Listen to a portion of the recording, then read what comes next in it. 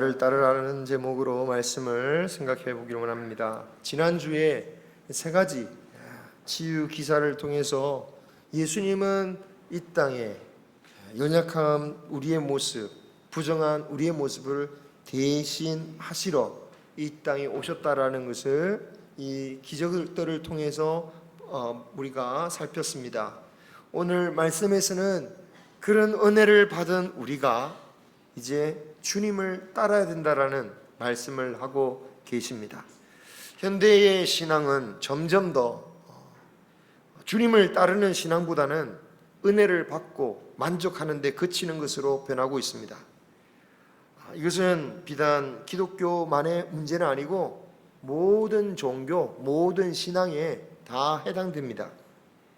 전반적으로 사람들은 종교를 더 이상 신적인 존재를 믿고 순종하고 따르는 것이 아니라 종교란 자신의 마음을 조절하고 안정시키고 세상을 살아가는데 필요한 정서를 제공하는 정도, 그 정도로 여기고 있습니다.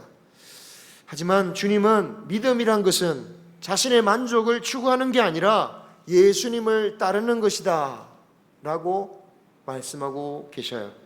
많은 사람들이 예수님을 단체 여행 가이드 따라다니듯이 따르기를 원합니다. 단체 해외여행에서 가이드를 따라가면서 기대하는 것은 최대한 즐길 수 있는 곳, 그리고 평안한 곳, 맛있는 거 먹게 해줄 수 있는 것, 그것을 기대하면서 그 가이드만 따라가는 거죠.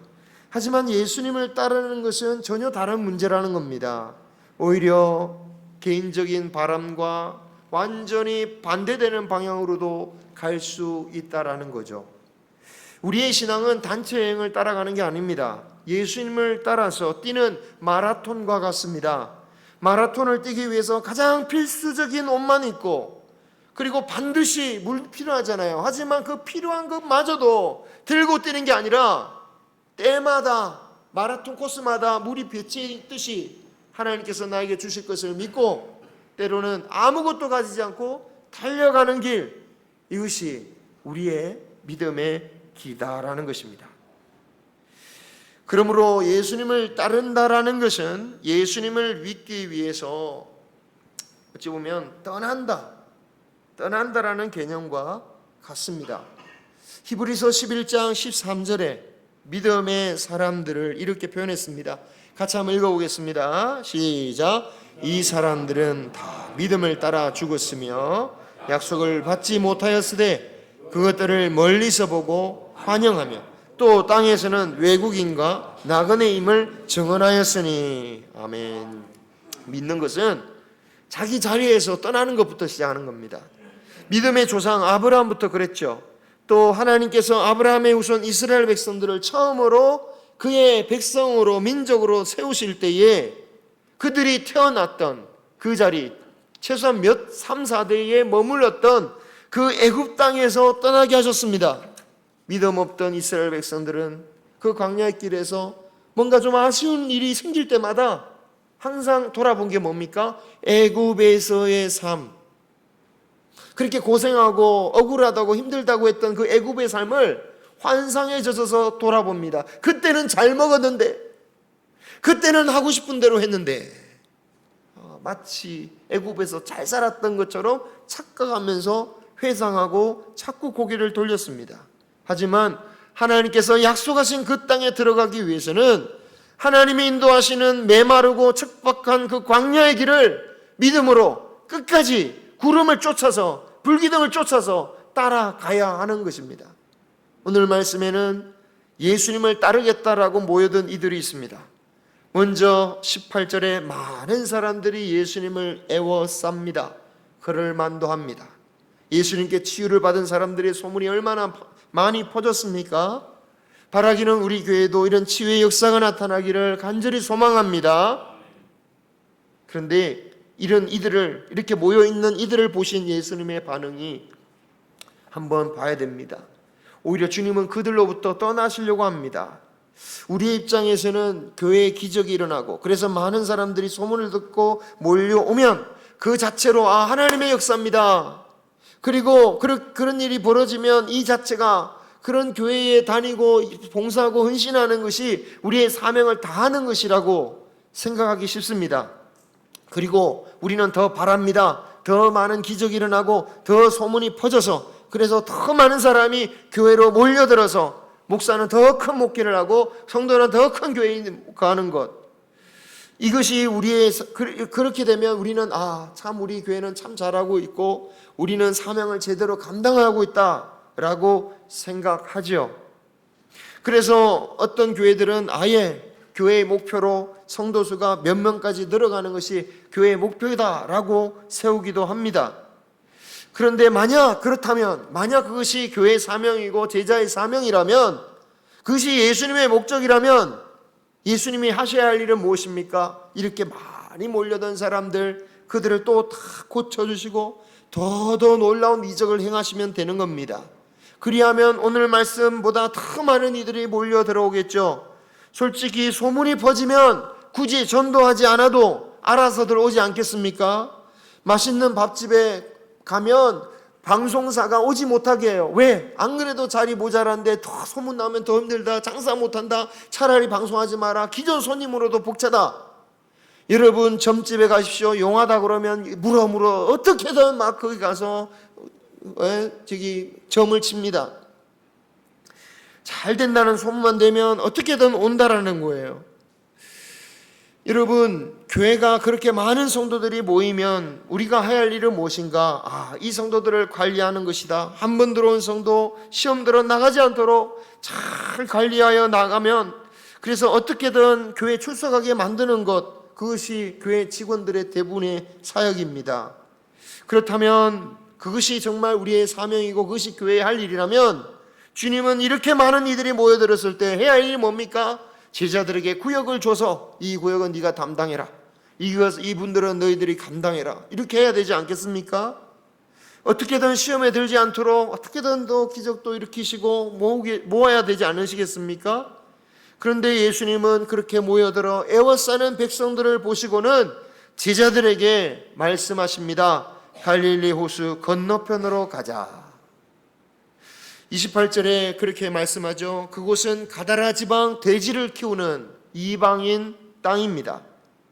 그렇게 배를 타고 이방인의 땅으로 가버리시면 많은 이들이 못 따라온 것은 분명한 거 아니겠습니까?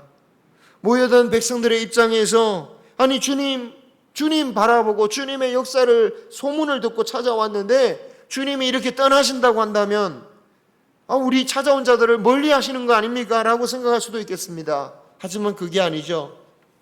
예수님을 따르는 게 무엇인가? 예수님을 따르는 게 무엇인가? 예수 믿는 게 뭐냐? 그것은 예수님을 따르는 것이다라는 거예요. 예수님이 어디로 가시든지. 여러분, 예수님께 몰려든 것과 예수님을 믿는 것은 다르다는 것을 기억해야 됩니다. 우리가 교회에 온 것과 예수님을 믿는 것은 다른 문제가 될 수 있습니다. 우리가 온 이유가 예수님을 영접하기 위해서 온 것인가? 아니면 내 삶에 뭔가 지장이 있으니까 어쩔 수 없이 온 것인가? 아니면 뭔가를 바라고 온 것인가? 이것은 예수님 믿는 것과 안 믿는 것의 차이입니다. 예수님을 믿는다라는 것은 하나님의 말씀을 들었다, 은혜를 받았다로 끝나는 것이 아니라 예수님이 가시는 길을 따라가는 것입니다. 아무리 은혜를 많이 받아도 예수님을 따르지 않는다면 그것은 아무것도 아닌 거죠. 예수님께 고침을 받았지만, 오병이의 떡을 먹었지만 모든 사람이 예수님을 따른 것은 아니었습니다.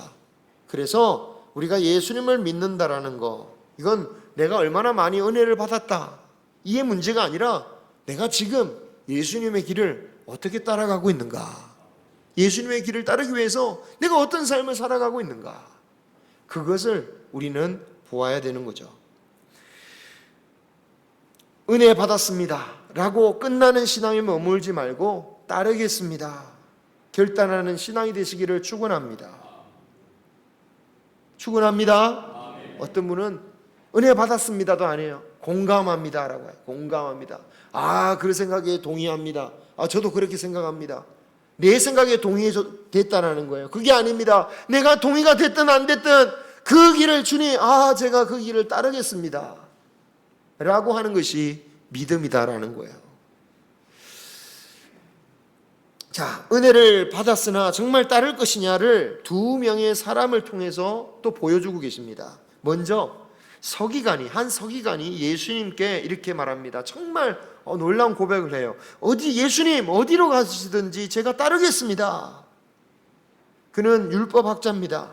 율법을 가르치고 평생 율법을 붙잡고 있는 사람입니다. 서기관이니까 경제적인 면에서 뭔가 절박한 사람은 아닙니다. 또 병 때문에 주님을 찾아온 사람 같지도 않습니다. 아마도 참으로 그는 예수님의 말씀에 아주 감동을 받은 것 같습니다. 자, 과연 그가 따르기로 한 그 이유는 무엇일까? 목사님, 따르기로 했다면 그냥 잘했다고 칭찬해 주시고, 그죠? 칭찬하고 그래 오십시오 라고 하면 될 걸 왜 왔느냐, 왜 따집니까? 그냥 잘했다고 칭찬하면 되지 않습니까? 따르겠다고 하는 그 결단이 얼마나 대단한 결단입니까? 그냥 좋게 받아들이면 되지 왜 굳이 그렇게 토달고 꼬투리를 이렇게 잡는 말씀하십니까? 여러분, 제가 아니라 주님께서 그의 고백에 제동을 걸고 계셔요. 주님이 그렇게 말씀하셨으면 우리도 그렇게 생각해 봐야 되는 겁니다. 좋게 생각하는 것이 반드시 좋은 신앙이냐? 그렇지 않습니다. 좋게 생각하는 것과 신앙으로 생각하는 것은 공통점이 있는 것 같지만 분명히 다른 차원이라고 할 수 있습니다. 주님은 그 서기관의 고백을 좋게 인정해 주시기보다는 오히려 그 서기관이 주님이 가신 길을 갈 수 있을 것인가에 대해서 확인하고 계셔요. 혹시라도 엉뚱한 것을 기대하고 따라온 것은 아니냐. 주님은 서기관에게 이렇게 말씀하십니다. 여우도 굴이 있고 공중의 새도 거처가 있지만 인자는 머리 둘 곳이 없다. 이 말씀 구체적으로 이해하지 못해도 대충 의미는 아시겠죠. 주님을 따라 나설 때는 세상의 것을 바라지 않고 따라야 된다, 이 정도 말씀이구나. 우리는 누구라도 그렇게 생각할 수 있습니다. 하지만 이 비유의 의미를 좀 더 확실하게 아는 편이 오늘 말씀뿐만 아니라 다음 주에 할 다음 말씀까지 이해하는데 도움이 될 것입니다. 당시 사람들은 여우하면 떠올렸던 인물이 있습니다. 그런 경우가 있잖아요, 그죠? 그 시대에 뭔가 이렇게 비유적으로 일컫는 말들이 있어요. 그 시대가 지나가면 그게 뭔지를 모르고 직관적으로 생각하지만 그 시대에는 이것 하면 딱 떠올리는 사람이 있기 마련입니다. 당시 사람들 여우하면 딱 떠올리는 인물이 누구냐면 헤롯 왕이었습니다. 공중에 서라고 한다면 공중의 권력을 잡은 로마를 떠올렸습니다. 그런데 그들은 거처가 있는데 비해서 인자는 아무것도 없다라고 했습니다. 인자는 누구입니까?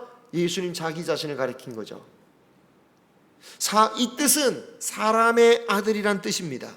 그러니까 뜻으로만 보면 굉장히 평범한 말입니다. 사람의 아들 아닌 사람 있습니까? 자, 그런데 아까도 말씀드렸지만 그 시대에 쓰인 말은 그 직접적인 뜻을 이상을 의미한다라고 했죠.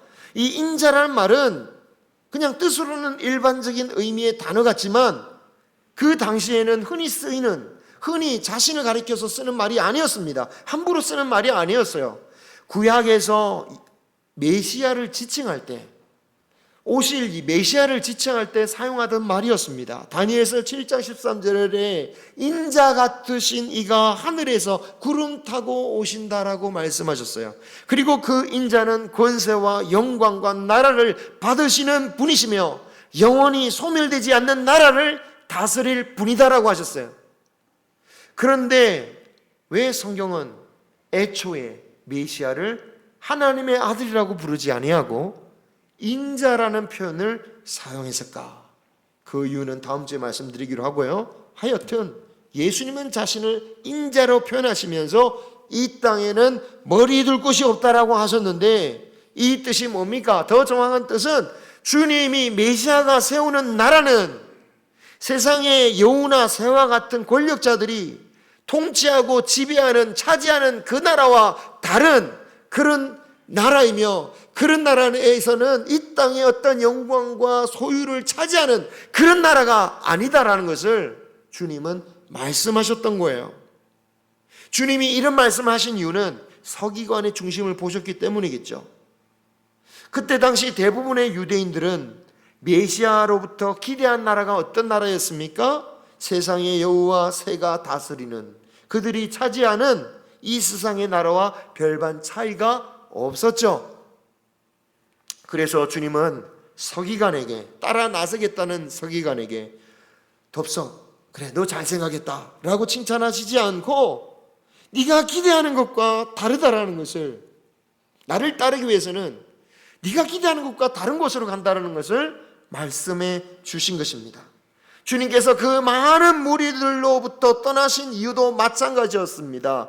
그들은 고난을 해결하기 위해서, 자신의 병을 고치기 위해서, 문제를 해결하기 위해서, 자신의 답답한 마음을 풀기 위해서 주님을 찾아왔지만, 진짜 예수 그리스도를 믿는다라는 것은 그것만으로 되는 것이 아니다라는 거예요. 주님을 따르기 위해서는 지금 그 배를 건너서 가야 됩니다. 그 배를 건너서 호수를 건널 때 무엇을 만납니까? 폭풍우를 만나죠. 그렇습니다. 폭풍이 다가올 그 호수를 건너시는 것처럼 예수님을 따르는 것은 때로 예수님만 따르지 않았으면 아무 문제 없었을 그런 상황 속으로, 그 배 속으로, 그 폭풍 속으로 따라 들어갈 수 있는 십자가의 길을 가야 되는 것인데 정말 너희들은 따라갈 수 있겠느냐 라고 주님은 말씀하시는 거예요.